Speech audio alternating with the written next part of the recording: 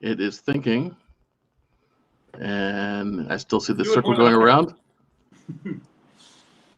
Hey guys, this is James from ManTripping, and I'm here with Danielle from Batch Mead and Kevin from PubClub. And this is the second of our tests. We're going to be going live starting on a regular cadence starting next week, Tuesdays and Thursdays. So excuse any kind of technical inconvenience or technical issues we might be having. That's because we've been drinking and testing things out and trying to break the internet. But we're here because we can't go out to bars, we can't go out to restaurants, we can't see our friends in person, and that's okay. It kind of sucks. It's not okay, but it kind of sucks. But what we have is technology. What we've got some great local producers. I met these guys from Batch Mead up in Temecula, California, last November, and I love them. They're fun people, really hardworking. A young couple that started it probably at about the wrong time in history to start a business, but that's okay because we are here to support you guys, and they still do local deliveries in Temecula, as well as I believe you can get them shipped anywhere in California, if not to the country. But Danielle will be telling us about that in just a few minutes. So with that being said, I'm going to introduce Kevin from PubClub first. And he's live from his apartment in San Diego. That way to hide the background because it's a sunny day here in San Diego. How are you, James? Pretty good. So yeah, last night we had thunder, and then we had a little bit of snow even on the ground, and not quite at the coast like we are, but a little bit in the mountains. But that's just California weather for us. So snow. California has amazing landscapes. You can go literally, or you can ski and snow in the same surf in the same day you can. Because today, turn on the news. Here it is, sunny in the Gaslamp, and what is it? About an hour and a half away. Then you've got the mountains here. Same in LA, 2.5 hours to Big Bear. So they have everything here. And, it's almost easier to stay inside when it's raining, but that's okay because I'd rather have the ability to stand in front of my window and get a sun bath than not see the sun at all. And anyhow, with that being said, I'm going to then introduce Danielle from Batch Mead, who is half of the team over there. I don't know, is your husband working, or is he around too, or? He's doing deliveries. which is probably the more important part of the job than obviously that's important right now to keep the lights on and stuff. But not that what you're doing isn't important also. We really appreciate you taking time out to talk with us because I really enjoyed meeting you guys I think it was last November. And then had the world kind of change a little bit in starting in January, and then now I'm sitting there going, well, shoot, I really want to go up there and visit you guys again because it looks like you guys have some new labels and some new stuff going on, but I've still got your old labels, which is fine. I've been saving it for a perfect special occasion. So we're going to be opening these bottles in a little bit. And one thing I forgot to mention on the intro is that not only do they do mead, but they also do cider, or did do cider. Oops. So you still do the cider. Cool. Yeah. So tell us a little bit about kind of where you guys started from and what's going on now and what people need to know about mead. So we started about 7 years ago. My husband saw it on TV and he decided to go buy some at the store. There was only one available and it was okay, but he drank like a case of it in 3 days and decided that he wanted to make his own. And so he started making it. All our friends started drinking it. Mead's one of the oldest alcohols ever created, but most people have never heard of it.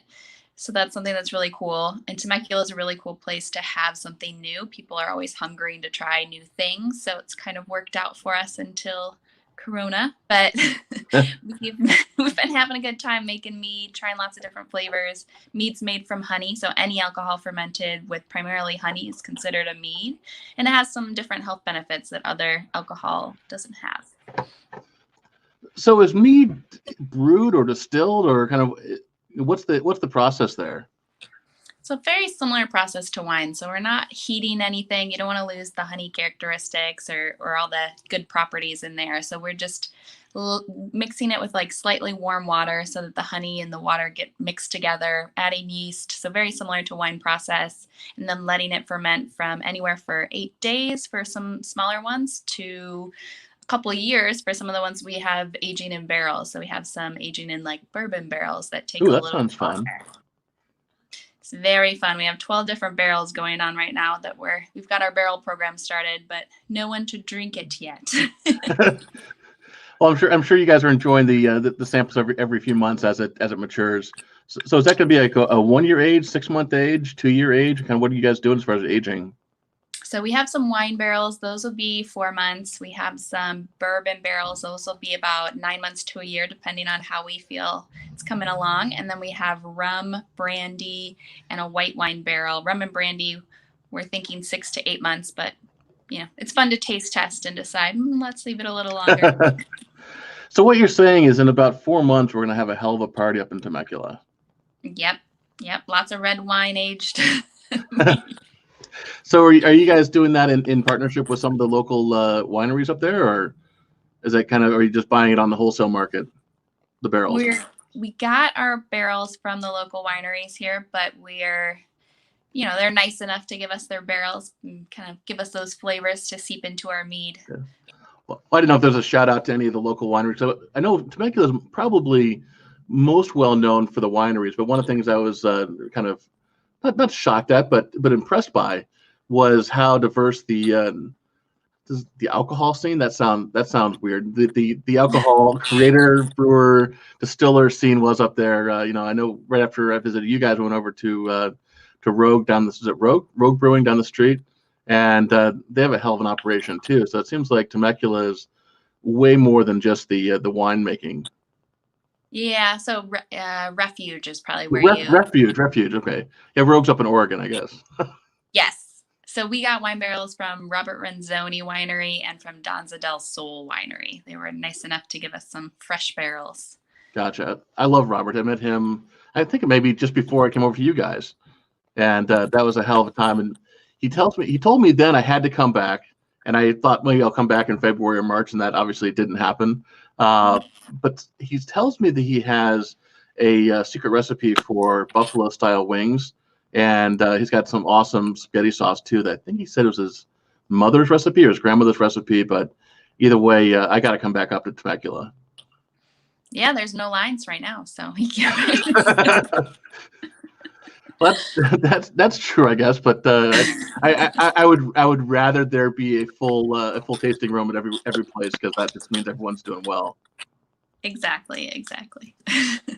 So from the heritage of mead, one of the things that kind of got me into mead initially, years and years ago when I first started hearing about it in terms of Vikings and kind of you think there's these manly mead halls and knights and that kind of stuff.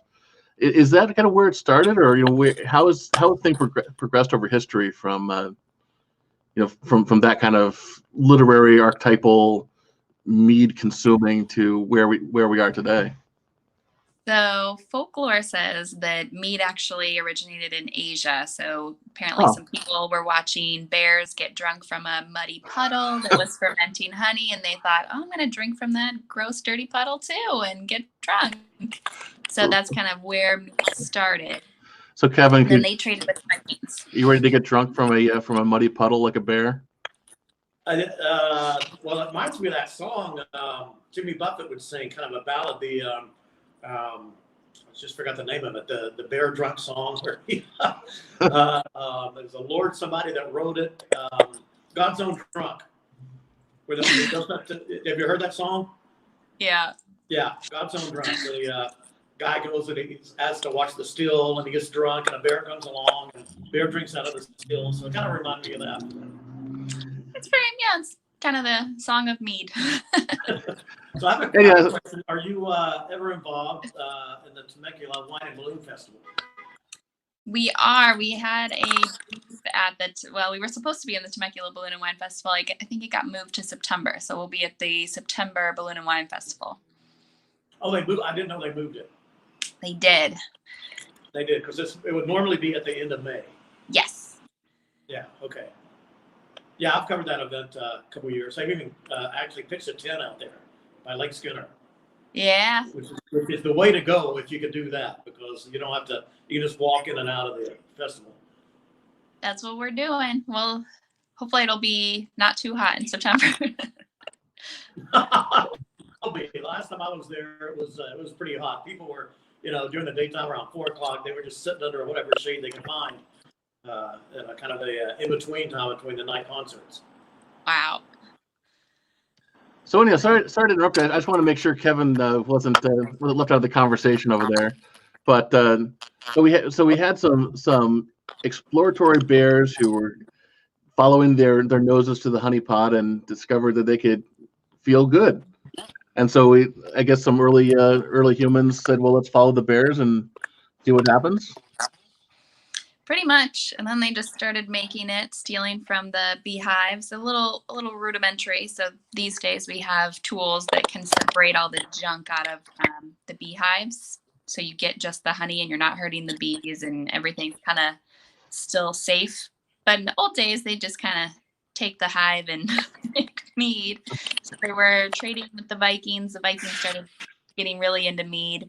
And then around the 1700s, the demand for alcohol was super high and wine and beer was just way easier to make. So they kind of pulled away from trying to figure out honey and processing it and making alcohol with honey. And then today it looks like mead's on an upswing. I know there's a couple meaderies in San Diego, and one of the things that I know you were maybe a little bit of dismay, but probably at the same time excited to have a friend across the wall from you. There, 2 meaderies opened up. For those of you who don't know, 2 meaderies opened up in exactly the same building without knowing that each other was actually open. You guys opened about this within like 2 weeks of each other, right? Yeah. So it seems like there's quite a resurgence of popularity of mead. Is that a longer term trend, or obviously you guys hope it is, but is that something that's continuing to grow, or is it just a part of a overall everyone is exploring craft and heritage type products? I think that it's part of our jobs as mead makers to educate a lot of the public. So hopefully we're helping contribute to the growth of mead. So I think there's like 400 meaderies in the U.S. and a couple of years ago there were only about 80. So it's growing pretty rapidly in comparison to where we were. But I think the more education, the more mead that's out there, the better the people will kind of find their mead passion. Gotcha. So with that being said, let's switch over to talk about your other side, the cider side. The cider side? That sounds kind of fun. So is cider something that you guys are equally passionate about, or is it something that how did you guys add cider into the mead? Definitely something we were equally passionate about. We thought cider is more well known, so we definitely wanted to carry some cider because people seem to know what that is. It's a well-recognized gluten-free option. And we noticed that most of the cider you get at the grocery store is really sweet, and a lot of times they can add flavoring to it and other things that it's not really a traditional cider. So we've been able to locally get a bunch of apples and get them fresh pressed and make something that's more crafted versus something you get in the store that's just a lot of sugar and some apple flavor. Gotcha. So I have the dry hop cider in front of me, and then I have the midnight mead in front of me. I don't have the bottle of straight normal, not normal, whatever, there you go, the original mead. But what I'd like you to do is I'd like to. Do you happen to have these two with you as well, or one of those? I have the dry hop hard cider over here. Okay, so let's do a little bit of a tasting. Probably let's start with the original mead and kind of talk about what things you should look for and how to. Is there a proper way of tasting mead, and or do you just pour it in a glass and enjoy it with a friend? So at our meadery, we serve our mead from whiskey snifter glasses because it gives the mead a little bit of a chance to kind of meet with the oxygen a little bit, open up the taste, and you really get the smell of the local honey that we use in our meads. So normally when we're doing a tasting, we start with the driest and go to the sweetest. So normally we start with hard ciders and then go all the way over to the meads. So with us and the original, we have an original mead that's what we call a traditional that we haven't actually put on tap yet because why? we will soon. But we just used a orange blossom honey from Texas, and it's just fermented over the course of 3 months, and you'll get a lot of the orange blossom notes from that honey. So when bees are pollinating different things throughout the region, whether it's avocados or blueberries or raspberries or even like coriander or cilantro, you get some of those flavors in the honey. And so we pair whatever we're making with whatever you're tasting. Gotcha. So let's and I'm not sure the right way to do the tasting. It's kind of weird doing a virtual tasting. Haven't done a tasting that's not 100% coordinated before, as far as having everybody in the room having the same stuff. So should we switch over to the cider, since that's what you have in your glass right there? Sure. Okay, so let me open my cider too. And Kevin does not have anything, but I'm repositioning. He will be joining us in spirit. No pun intended. Looks like he's drinking some spirits. Oh, come on. Tell me this mic bottle opener. There we go.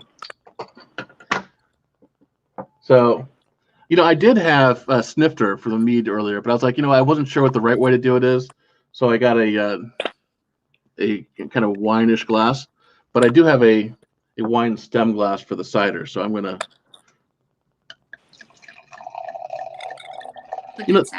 there are a few things in life that sound so amazing as a beverage being poured into a wine glass.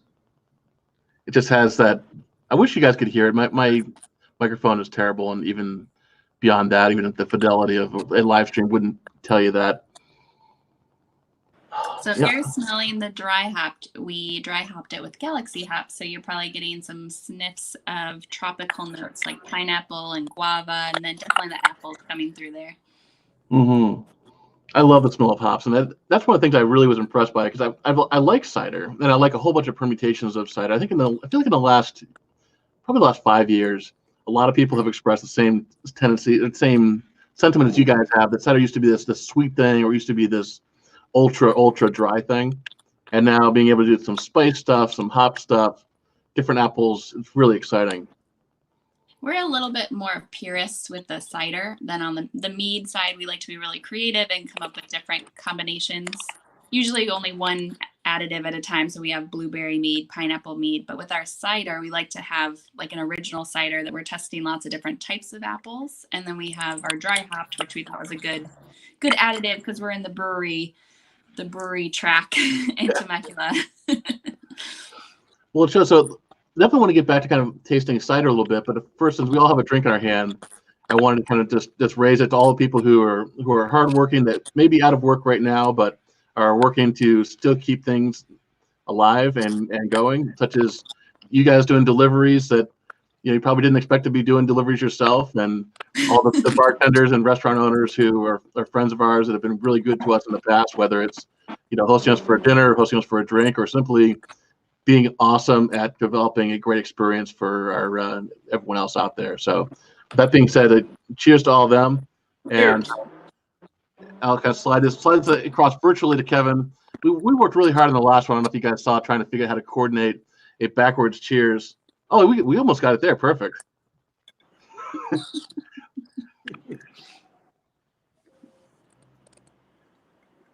Well, thank you very much for doing what you guys do, because it really helps. And so for guys who are looking to deliver or to get it delivered, you said go to batchmead.com, and if you're in Temecula, is it Temecula and 15 miles around Temecula? Mm-hmm. So does that include across the mountain to Oceanside too, or is that? Not yet. So we do regular delivery to everywhere in California and 39 other states, but we have everywhere. So Murrieta, Menifee, Wildomar, Canyon Lake, Fallbrook, and Temecula we're delivering to. And you get to meet one of us. So that's worth the price. And the prices are pretty good. It's still, is it $18?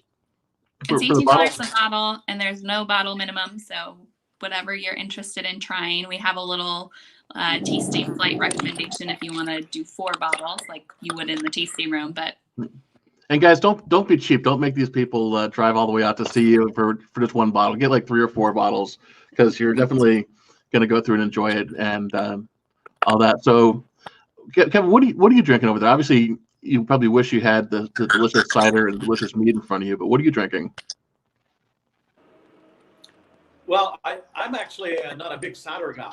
You know, because, Oh, I think cider is for people who don't like beer, like girls a lot. You know, they want to drink cider instead of beer. But whoa, wait, hold on. Did you just say that cider is for girls? I just said girls who don't like beer will, if they're in a beer bar, will generally, if they have a cider, will always drink the cider. But personally, I don't like cider, but I've not had yours. So I was just going through my head what it would be like to try your cider. But normally, I don't particularly care for it. I'd rather just have a beer if I'm drinking that kind of beverage. Okay.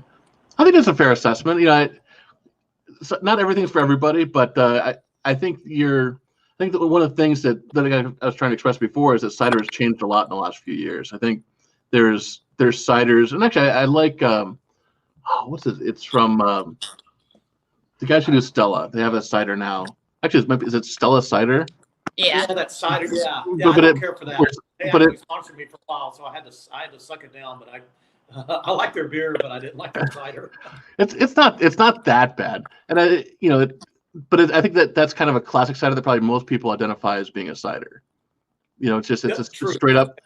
They call it with an R-E, Cedra. Yeah. Well, I think you guys but I'm not knocking it cider all, that way too, right? You know, certain people don't like beer, and if they're in a beer environment, like a beer festival or something, where, you know, if it's one of the options they have, then they're going to go there and they're going to have that rather than beer. So it's a great option to have available. Well, I tell you what, Kevin, do you like hops? I don't like it too hoppy. Oh, so I can't win here, man. Well, and you know what? I'm a basic beer drinker. I like lagers, and I don't like going to breweries that have all this fancy beer with all the stuff in it that has like I don't want fruit in my beer. You know, give me a good blonde or a good lager, and I'm happy with that. I like a pale ale, but a lot of the other stuff they put into it is one of my complaints about microbreweries. The brewmasters get too fancy, and they don't make, you know, basic beer, and I can't really tell what it really tastes like because of all the stuff they put into it.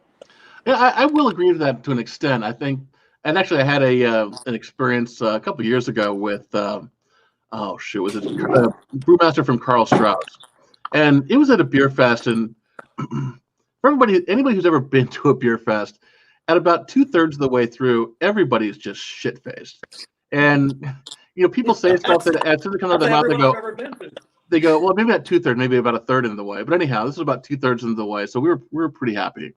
And he was promoting their I can't remember what it's called now, but it was their it was like an American lager, a pretty light beer.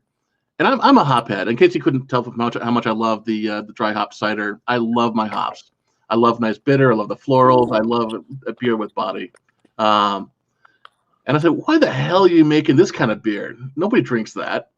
And yeah, and as soon as I said that, I'm like, well, shit, I never should insult a beer master, brew master, because most people are. I've never had somebody do something that's truly shitty. Everybody does stuff. Everybody makes mistakes or things that they can experiment, but nobody ever does stuff on purpose that's shitty. But this guy was pretty cool, and he basically said to me, well, have you ever been to the beach when it's like 90 degrees out and you're really hot and you need something that's refreshing? And I go, oh yeah. So, you know, there's absolutely a place, because you can't drink an IPA or double IPA or triple IPA at the beach when it's like 85, 90 degrees. It just isn't going to happen.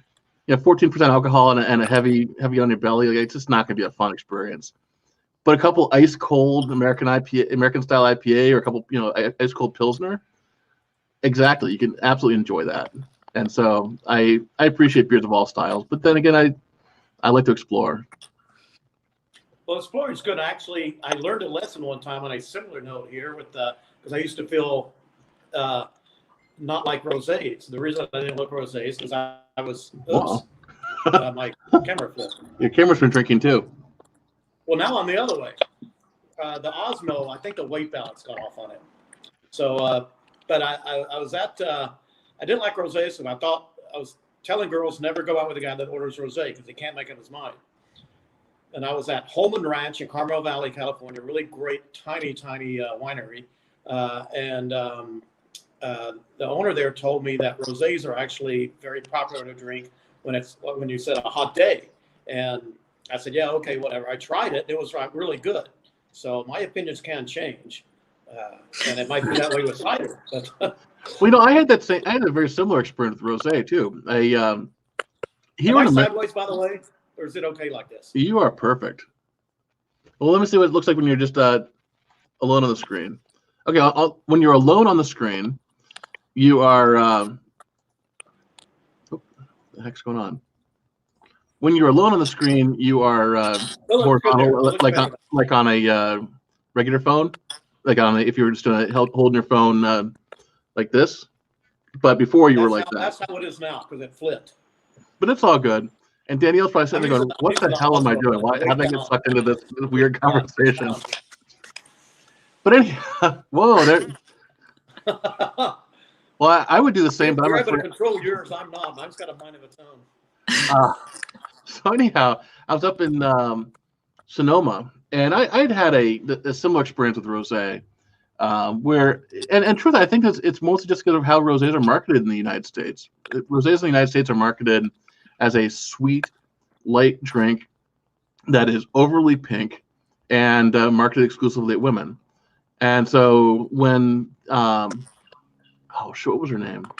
I'm totally blanking on it, from the Wine Road. Misty from the Wine Road up in northern Sonoma. She put this winery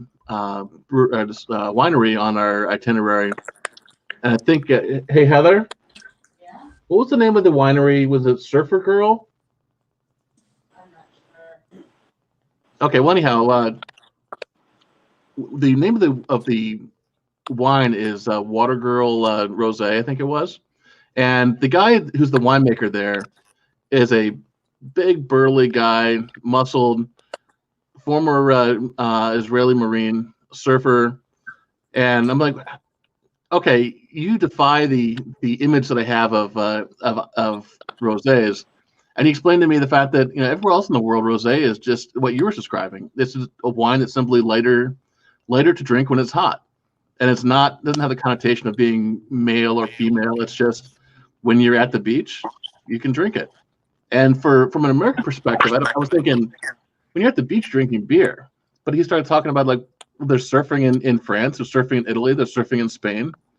And, you know, they're more likely to be drinking a rosé at the beach as a bunch of surfers. And I said, well, okay, well, if a guy who is clearly among the most masculine men that I've ever met says it's not only okay to drink wine or drink rosé, but he is promoting how wonderful his rosé is, then that's kind of permission for the rest of us guys who may be uncertain about what's for girls and what's for guys to just let loose. And if you like it, try it, right? I mean, that's very true. If you like, you know, if you try it, there's no harm in trying something. If you don't like it, don't like it. And I'm sure you can find something you do like. And with that being said, at the San Diego Food and Wine Festival that I hope does not get impacted. I think that's supposed to be in the fall. So hopefully it's okay.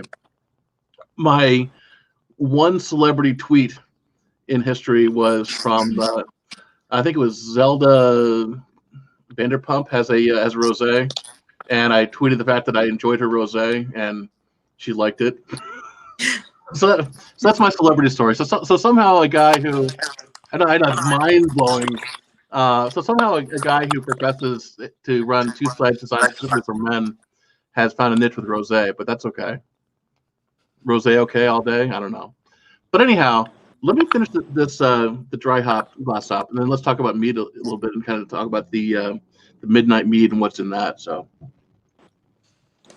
surprisingly, we get probably 50-50 with women versus men. And men like the sweeter alcohol, and women like drier. Is that right? Huh. Yeah. So we just released a lychee mead that's very dry. And women love it, and men are kind of like, eh. You know, it's interesting as Americans get more and more sophisticated in alcohol in general, that I find a lot of preconceptions are starting to fade away, or there's a interest in trying ultimately what's not marketed to them.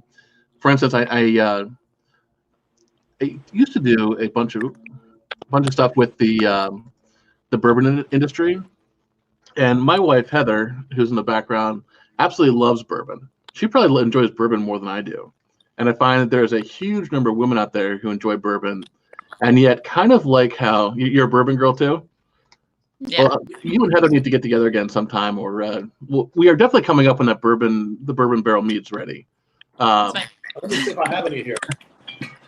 But it's because like just how kind of wine is marketed almost exclusively at women in the United States. Bourbon and spirits are marketed almost exclusively at men. But I find there's a huge number of women that don't necessarily get talked about, but absolutely love drinking and enjoying a good bourbon. Exactly. So no one's marketing to us. I just did an inventory behind my tiki bar, and I don't have any bourbon in the house. No bourbon. No bourbon. No bourbon in the house. Empty bottles. But I did find this. What is that? Let's go full. Midori, and you're supposed to freeze it. Oh, Midori. Well, that's less exciting than I thought it was. I thought that was that. A couple years ago, there was a. Was it from somewhere in South America? But it was a distilled drink based on coca leaves, and it tasted absolutely dreadful, and it didn't live up to anything hype about. I mean, you're thinking, okay, well, something made from coca leaves has got to have some cocaine kick or whatever, and it didn't, and it tasted awful. But I'm sure, well, clearly not enough people bought it because it's not being talked about now. But it was an interesting gimmick at the time. So, with that being said, again, poor Danielle had no idea that she was going to be dragged into a conversation talking about cocaine, alcohol, and and all that kind of stuff. But anyhow, so let's try the Midnight Mead. And you told me right before we got on that I should have refrigerated this. I just wasn't entirely sure. So let's see if I can bring it up while it's. That's pretty good. You can see the nice coloring. That's a pretty popular mead.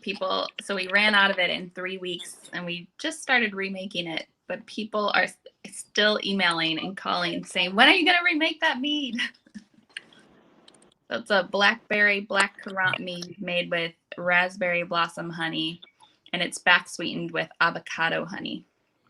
I like it because it's not as like some meads. Your meads are not overly sweet, but I like some meads are really sweet. But I like the fact that yours sits there right in the middle with not just a pure honey flavor, but it's got that, well, the blackberry flavor mixed in there. We like to make alcohol that we like to drink, and we've noticed that we've been to 40 plus different meaderies and tried meads from over 80 meaderies, and we noticed there's not a lot of drinkable meads. Like you can enjoy a glass or two, and then you're kind of like, whoa, that's a lot. So trying to make something that like you could enjoy a whole bottle of wine, with someone probably, or by yourself. If you're in quarantine and you don't want to let the wine go bad. Exactly, and it does. And not everybody has a Coravin. Exactly, and these are all capped, so no Coravins. Yeah, it'd be hard to put a Coravin through a bottle cap, but. I don't think you can put a Coravin through a champagne bottle because that's. Well, yeah, there's no way because there you go. They just shoot out. So if the Coravin, I can't remember who actually the brand name of the Coravin, but if anybody is listening from the brand who sells Coravin, I would love to have one. So, brand gods out there, if you'd like to give us a Coravin, and of course I would share the wealth with Kevin as well because I'm sure he has the ones that would. Benefit from that, but truthfully, as much as I feel like a $100 bottle is a expensive bottle, the Coravin is really designed for way above $100 bottle. As I was told by one of the guys up in Sonoma, he's like, "Well, what's your most expensive bottle?" I said $100. He goes, "You don't need a Coravin, just enjoy that bottle." and to me, a $100 bottle is expensive, a special occasion. My speed is more having an $18 bottle that I can enjoy without having to worry about like, shit, I just drank $100. we have a Corvin because we like certain wine varietal, like from specific wineries, and so we'll buy like 2013, 2014, 2015. They're not super expensive. They're like $150 bottles, but we like to do tastings, and you don't want to open all 4 of them. Well, and that's what I'm mostly looking for as well. And truthfully, like even here, okay, I've got 2 bottles, and I've got a wife downstairs who can't drink right now because she's recovering from some intestinal surgery or intestinal issue, not related to COVID-19, but she's just is going to make me have to do extra chores to make up for the fact that I will be drinking 2 bottles of your mead and cider tonight without her. But yeah, it does last in the fridge for a couple days. You can put the cap back on. Okay. So it will last without having a resealer. Yeah. The cider yeah. The cider gets I'm sorry. Go ahead. Ladies first. Ooh, what happened? Oh, there we go. I thought you were just pausing. I'm like a really dramatic pause. You're like, eh. Okay, I was going to ask the alcohol content in cider. Do you get a good buzz off it, like you do beer or alcohol, or is it more of a lighter type of feeling? Ask me another couple drinks. So our ciders, so this is 10%. Our ciders have about 7.5, and the meads range from 8 to 14%. So so this dry hop is 7.5 by volume, and this mead is 10%. We had one that we aged with bourbon oak, and that one was 17%. Oh, man. Wow. All right, I'll try that one. We're making more. We sold out really fast. So, and you said that one will be available in about 9 months, you said? Mm-hmm. So by September, hopefully this will all be over by then. Yeah. That would be a perfect time to kind of kick back. Actually, September is Bourbon Heritage Month. Ooh. So Tom Fisher, who runs Bourbon Blog, he joined us for a fraction of a second before his technology died on him Wednesday, but he will be joining us in the future. He definitely would like to check that out once it's available. Yeah, that'd be awesome. So anyhow, one of the things that is equally important to promoting just you guys and talking about mead and cider, but really kind of what can be done. This is a conversation for you, Danielle, specifically, because we're talking about your side of the industry, but also Kevin kind of wanted to talk about, from your perspective, what can we all do aside from just, buying more stuff, but what can we do to help keep you guys alive, keep the industry thriving, keep the interest going, so that we can do small stuff now, but ultimately when you guys are ready to reopen, that we can help kickstart your business, but the alcohol producer business in general. I think for us, the deliveries definitely help kind of stifle the blow a little bit of what's going on in the world, but really it's just engagement. Like a lot of our business comes directly from Instagram and Facebook, people seeing pictures of what we've made or other people enjoying their mead or their hard cider. And if it doesn't, cost you too much because you're just showing yourself enjoying what you're doing, that really helps us a lot. Kind of helps the conversation stay alive of like, what are you drinking? What's mead? What's that made out of? And that support really helps. So even at the restaurant level, like just keeping talking about, things that you used to go out and do or things that you enjoy now with local businesses in mind, I think that really, really helps. So from a regulatory perspective, I know there's been some changes in rules. I don't know about California specifically, but I know certain places have allowed drive-by growler refilling and those kind of things. Is that happening here in California too, or kind of what are some of the industry changes that have made it a little bit easier for you guys to operate? And do you think those things are going to continue, post-COVID, or is that going to be we're going to be like, nope, you got to go back inside for your growlers? So you can like call ahead and do curbside pickup. We're still allowed to do like walk up. So if you walk up for bottle pickups or for growler fills, that's still allowed out here in California and Temecula.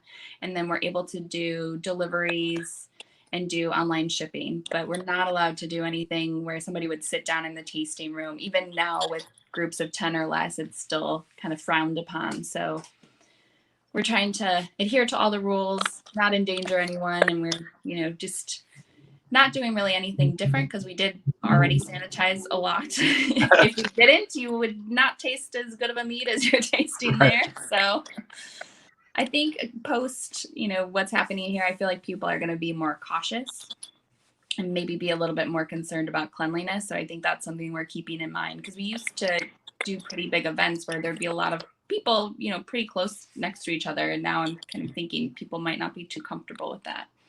Yeah. Or like, yeah. How much? Yeah. No, it's just how much is not having people going to your tasting room affecting your bottom line? Because some small breweries, they get about 90% of their revenue from a tasting room. And so we just opened like November. We've only been open about 3.5 months. And so all of our revenue is coming from our tasting room. We just started in talks with Total Wines and Barons, and unfortunately, by the time our samples got to their headquarters, they had all been, sent home to work from home. So we're relying right now solely on people coming in for pickups, online orders, and doing all of these deliveries. So our revenue is about 1/3 of what it was, which is a tough pill to swallow when we were kind of doing what we felt like was so good. We were kind of on track to be back in the black by August, but at this rate, that won't be true. Oh, so you normally would get a lot of tasting room business, and so you're really hurting right now. Yes, yeah, definitely. So my husband and I both had 9-to-5s. He's a tax accountant for a tax firm up in Seattle, and I have a marketing business that I run, but he was in the process of quitting. So he had to go back and say, just kidding, I don't want to quit. I'm only kidding for now.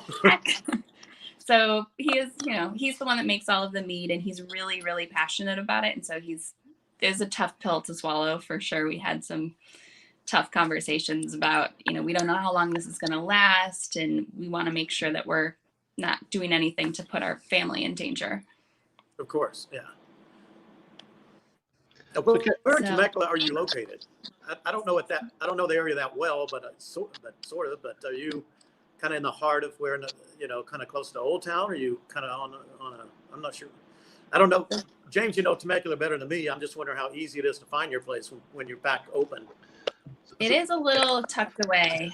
So 15 runs straight through north-south through Temecula, and all of the breweries are tucked away in this industrial area, and that's where we are. So it's kind of the northwest corner of Temecula. So it's the Winchester exit. Winchester, okay. I have that song playing in my head now. Do you guys have a map on your Cathedral? Cowboy gun. Here, is there a map? Oh, look at James there. All right, right on. There is a map on our location, there we go. But yeah, there we are. That's our little red dot. So for you guys who usually from San Diego drive up to Las Vegas, they are in a perfect spot to grab some supplies before you go up there. You just get right off the Rancho California Road, and then the main intersection to go up to all the fun stuff in Temecula. But there's fun stuff on the west side of the road too, so they're pretty close. Yep. There's about 9 breweries over there, so lots of places to visit if you want to do like a little bit of a crawl. And Uber from place to place. 10% discount if you do Uber. You got to get a really good friend to be your designated driver. So you got Iron Fire Brewing over there, Relentless Brewing, Refuge is somewhere. Yeah, they're a little bit farther south. Brewing. Yeah, we have Black Market Brewings over there. There's Inland Wharf. We have there's so many. There's a Skiff Room, which is a sour kind of beer place. There's Garage Brewing. You got Aftershock. There's Electric Brewing that's kind of doing a lot of IPAs. There's a lot of interesting stuff happening in the Temecula scene. And not too far from where you guys are is one of my favorite eateries. Devilicious? We are on tap at Devilicious. Are you? Awesome. I was just going to say about how amazing of a tap selection they had with the local beers, but that's awesome. You guys are on tap there. That must have been new since I was there in November. Yes, we've been on tap since February, so they're the only restaurant that perfect timing. But no, for those of you guys who have not had Devilicious, I think pretty much everybody in San Diego that's been in San Diego for at least a year has known Devilicious for the food truck, and they've got really good garlic fries. Well, you were up in Redondo Beach. Was it Redondo or Manhattan or somewhere up there? Redondo, Manhattan, Hermosa. So you haven't been in San Diego long enough to experience the food trucks, but the Devilicious food truck was pretty badass. They've got amazing garlic fries, and honestly, just amazing everything. It's kind of that. I mean, it's sexist, and I'm going to say from a man's perspective, they have that kind of no bullshit, no holds barred. If there's a way to take something and make it even crazier, they do it. But truthfully, there's a lot of women who also enjoy that. So. Do they roam around town, or is there a particular spot food trucks go in San Diego? I have heard Balboa Park on Fridays, but I don't know where to find the food trucks here. Well, I used to go there because they used to come to my work, but I'm not sure where Devilicious, and frankly, right now I'm sure it's food trucks. Well, I don't know. Maybe food trucks aren't quite dead. Let's see what's Devilicious food truck. Devilicious food truck schedule. Devilicious food truck schedule says come back later. So that tells me the Devilicious food truck is probably not operating right now. Although I would think that food trucks, well, no, I guess food truck you couldn't do a food truck because it's, well, maybe you could. You can still do pickup from a restaurant. So. If they had an app, they could drive around, literally drive the food truck to your apartment and you run out and get it. That's true. Although I wouldn't want a fryer sloshing around in the back of a truck as you drive around. They are really popular though, so it could just be that they haven't updated because they're so busy still. Yeah. Well, let's see. What does it say? Devilicious food on Twitter. The last update they had was March 11. Which was 16 days ago. But you know what I'm going to do? Quick math. I will tweet them later and say how much we miss them, and we hope that they get back on. Well, not that they get back on, but that the world gets back on track so that they can continue doing what they do best. So with that in mind, what are your shout outs to local producers, both in Temecula as well as if you have friends around the country that everyone to kind of make sure they take care of, tweet, retweet, engage with, show the support, but perhaps most importantly, buy the stuff and enjoy it. I'll start with you, Danielle. One of our closest friends does meat and cheese boards, and she's still doing like to-go orders. So she's coupled a few of her meat and cheese boards with our deliveries. So that's been really nice. And I think, you can always have some meat and cheese with your hard cider or your mead. So we definitely want to help support her. And then who was that? I hit the wrong button. I dropped you from the stream right as you said her name. That's Grazing Theory. So they're here in Temecula. They have a commercial kitchen that they do all of their boards from. Okay. Cool. So they're great company. We also have a few friends one friend owns a gym, so she's trying to do virtual classes, so that's called Mommy Fit up in Temecula. And then we have all the support that for all the breweries around here, just kind of remembering that they're open for pickup so they can kind of keep going. Now, do you guys do growlers? We do. We just started. So we started doing growlers in February with our Mead Club. So we started giving an annual Mead Club free growler, $75, 2 free glasses a month, and then you'll be able to come to our barrel club tasting. So that'll be pretty fun in August, September, and the glasses are being rolled over for when we open back up. Otherwise, you can do growler fills for $22, but they're a bit bigger than our bottles. So I can show up in June when I want all my like eight glasses at the same time. Sure. And then after having 8 glasses of mead, you're gonna sit there and go like, oh, you know what? Here we have this great deal if you want to buy some extra bottles too.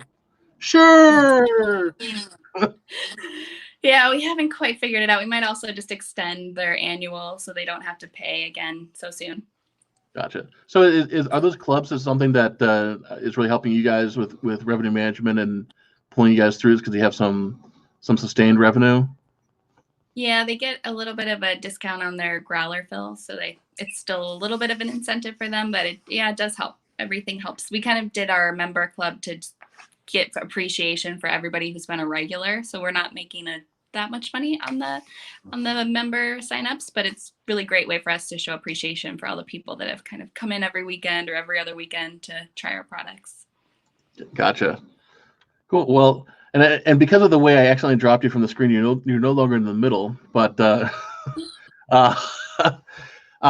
Kevin, I want to kind of shift things over to you for a second, kind of answer the same kind of question. And what are some local businesses that you see here in San Diego as well as other parts of the country that you want to give a shout out to and all that? Oh, you are Kevin. I can't hear you. Kevin. Something happened with your audio, Kevin. Well, Kevin, I don't know if you can hear me or because we can't hear you. What did you do? Okay, well, I'm sure Kevin would normally have some really good insight, but I guess I will go in his place because I'm sure he would give a shout out to American Junkie. I think that's the one that normally have the really good is it the dollar beer specials that are right below his bar. But also a good friend of ours and a former client, actually, Paul from Patron's Corner. They were going to start a wine club, and they've got some really good stuff. They've got some really good margaritas as well.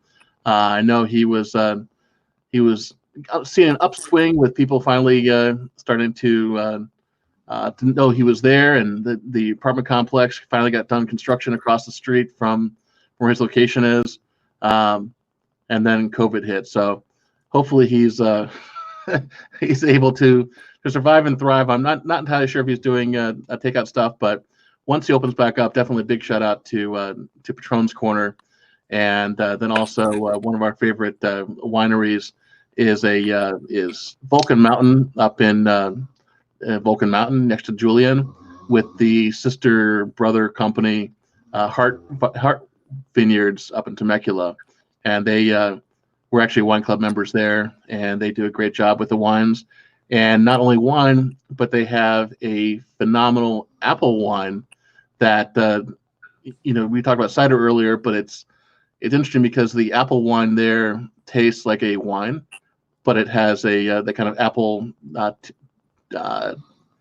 Well, it tastes like apples too, and it was perfect sitting up there on a fall day last fall, drinking it in their vineyards. So I cannot wait to escape from the hot San Diego weather, which is not hot compared to anywhere else in the country, but 80 degrees seems like hot to us. And I can't wait to go back up there and enjoy some of their product as well. And unfortunately, or fortunately maybe, but as a wine club member, we never picked our Q1 supply up. So because we were planning to go up there. Actually, Kevin and I were going to take the Lexus up there and did some twisty mountain roads, and that unfortunately didn't happen because of quarantine and all that kind of bullshit. So I hope my wine is still up there. If not, I look forward to going up there as soon as possible to get it. But just want to shout out to everybody out there who is doing what they can. Make sure you support your local suppliers. Absolutely nothing wrong with supporting big name brands as well. I love my corporate guys too, but little guys are going to be the ones that continue doing stuff special, continue doing fundraisers and helping out our schools and our libraries and our kids and families. So thank you, Danielle, and you guys for doing what you guys do. And let's all kick ass together and plow through this. Yeah. and I feel bad because I can hear Kevin trying to say stuff that I don't think he even realizes yet that he's not online audio wise anymore. So with that being said, I'm gonna wrap stuff up. Thank you so much, Danielle, for joining us. Oh, actually, you know what? Before I do that, let me pop over to your website again so I can show people your different stuff. Well, I know it's on here. Here he is. So the shop, when you go to batchmead.com, the shop button's up here in the right-hand corner, and you can order right on there. Do it, support a local business, support people, and have fun. So anything else to add Danielle? Nope, we appreciate all your orders and all the support. It helps us kind of get through this time. Okay, cool. And so thank you to your husband. I can't remember your husband's name, but thank you to him. And Derek. Derek, that's right. Thank you, Derek. And I can see Kevin trying to say thank you too, but he's not able to. So anyhow, thank you guys, guys. We'll be back on a regular schedule starting next week. We're going to try to do this every Tuesday and Thursday. And if you have any questions, if you have anything you'd like to see, hear, taste, let us know. And other than that, have a great weekend, guys. Bye-bye.